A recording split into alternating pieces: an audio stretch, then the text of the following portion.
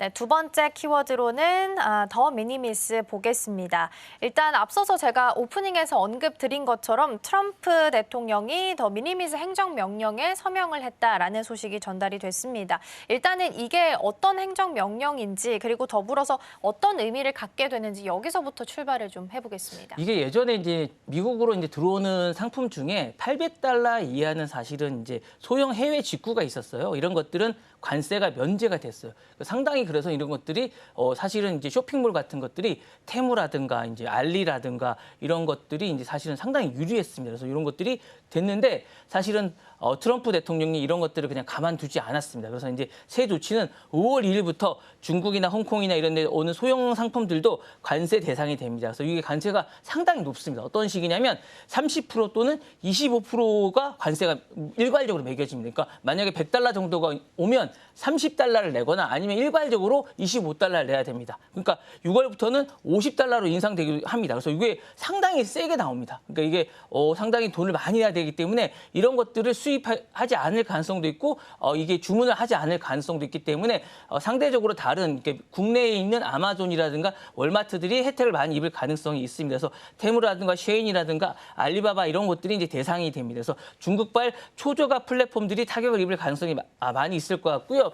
이게 왜 중요하냐면 중국 글로벌 이 상거래 질서가 재편될 가능성이 상당히 높습니다. 그래서 테무라든가 쉐인 같은 플랫폼들이 이런 기반에 있어서 초저가 생태계들이 이제 죽을 가능성이 상당히 많고요. 면세가 종료가 되면 중국 기반의 초저가 플랫폼들이 미국에서 확장이 될 가능성이 이제 없어질 가능성이 상당히 높을 가능성이 있습니다. 그리고 이제 정치 경제의 전략이 벼다가 좀 필요할 것 같습니다. 그래서 일단은 이런 것들을 왜 하냐고 했을 때 이제 트럼프 대통령은 이제 요것도 페타닌이라고 뭐 기반을 둔다고 얘기를 했어요. 그래서 불법 마약이라든가 불법 약품이라든가 미국 제조업의 보호를 위해서 한다라고 이야기를 했고요. 대중국 관세와 별개로 중국 직구에 대해서도 규제를 한다고 이야기를 했습니다. 그리고 소비자 및 시장에도 많은 영향이 있을 것 같아서 저소득층의 타격을 입을 가능성이 있을 것 같은 생각이 듭니다. 그리고 이게 연구에 따르면 연간 이런 것들이 10조 원 정도, 15조 원 정도라고 이제 얘기를 해요. 그래서 1인당 한 $35에서 $80 정도 지출이 예상되는데 이런 것들은 이제 다른 곳에 쓸 생각이 있을 것 같아요. 그러면 이게 이제 월마트라든가 아마존에 쓸 가능성이 상당히 높을 가능성이 있습니다. 그리고 디지털이든가 물류 같은 데서 플랫폼의 구조 변화가 있을 것 같습니다. 그래서 이런 것들이 무관세와 판매 모델에 이제 위협이 되기 때문에 이걸 이제 블록체인 기반의 이런 것들이 세금이라든가 이런 것들이 자동화 기술의 수요가 상승할 가능성이 상당히 높지 않을까라는 생각이 있을 것 같습니다. 그래서 이런 것들은 이제 디지털 국경선이 재설정되지 않을까라는 생각이 듭니다. 네. 네, 일단 한마디로 정리를 하면 $800 이하로 들어오는 직구 면세 폐지됐기 때문에 테무나 쉐인 같은 플랫폼들은 직격탄을 맞을 수 있다라는 내용 말씀을 좀 해주셨습니다. 다시 말해서 특정 국가에서 오거나 혹은 특정 플랫폼을 이용하는 제품들에게는 일단 면세에 대한 조치가 일단 취소될 것으로 보시면 될 것 같고요. 그래서 소액 직구 관련된 규칙이 좀 폐지가 될 것이다라는 시각들이 좀 중론이긴 합니다. 향후에 이제 미국 시장에 있어서 데이터나 물류, 그리고 소비자 플랫폼, 디지털 주권까지 본다면 미국 시장에서는 누가 주도적으로 좀 이끌어가게 될까요? 이게 이제 어쨌거나 초저가 중국산 플랫폼이 급감하게 되지 않겠습니까? 그러면 이제 초저가 시장이 진공 상태가 됩니다. 그럼 이게 누군가가 채워야 될 것 같은 그런 생각이 들거든요. 그러면 이제 메이드 인 USA 리테일이랑 유통사가 재조명될 것 같아요. 그러면 이제 미국 시장에 있던 이런 것들이 월마트라든가 타겟스트라든가 코스트코 같은 어떤 약간 이런 시장들을 찾게 될 수밖에 없어요. 그러면 이제 그 시장들을 하게 될 것 같고요. 미국 내 생산 기지를 가진 어떤 브랜드라든가 멕시코라든가 중남미 수입 구조를 가진 유통 기업들이 상승하게 될 것 같고 이런 데 같은 이런 것들이 주가들이 상승하게 되지 않을까라는 생각이 듭니다. 그리고 아마존 생태계가 이제 제가 볼 때는 양극화될 것 같습니다.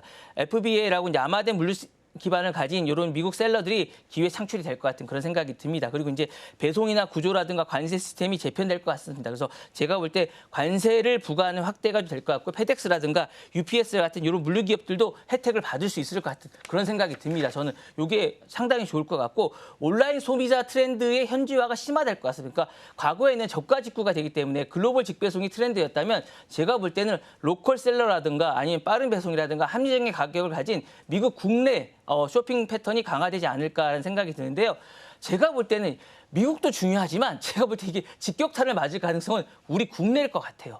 우리 국내가 이거 바로 직격탄을 맞을 것 같은데 중국이 이제 미국이 막히면 아마 눈을 돌리는 거 아마 국내가 아닐까 생각이 듭니다. 그래서 중국 플랫폼이 아마 공격적인 마케팅이 한국으로 이동할 것 같습니다. 그래서 만약에 미국 내 가격 인상이나 물류가 차질이 되면 이 테무라든가 셰인 같은 게 한국 시장으로 와서 리소스가 집중될 것 같은 생각이 듭니다. 그래서 사실은 국내 이커머스 플랫폼이 이게 이제 가격 압박에 시달릴 가능성이 상당히 높고요.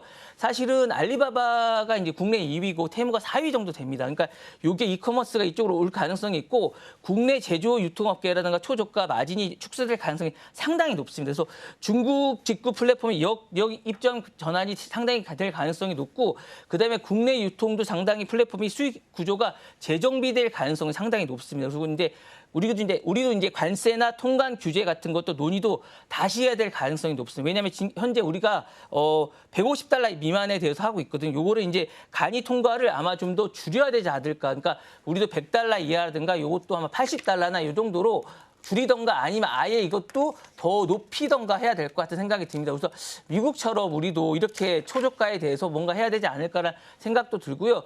국내 소비자의 입장에서는 단기적으로 가격 혜택이 있지만 장기적으로는 시장 왜곡 우려가 좀 있습니다. 그래서 이런 부분에 대해서 우리도 뭔가 조치를 빨리 취해야 되지 않을까라는 생각이 듭니다. 그래서 아마 우리도 혜택이다 우리 국내 유통업계가 좀 타격을 많이 입을 것 같습니다. 그래서 대비책을 세워야 되지 않을까라는 생각이 듭니다. 네. 네, 전반적으로 글로벌 전자 상거래 시장을 본다면 타격을 입는 건 불가피해 보이는 상황이고요. 그렇기 때문에 국내에 있는 유통업계들도 피해에 대비하기 위한 방지책도 필요하다라는 말씀 주셨습니다. 앞으로는 글로벌 공급망을 어떻게 관리하는지 능력에 따라서 승패가 좀 좌우되지 않을까라는 생각도 듭니다.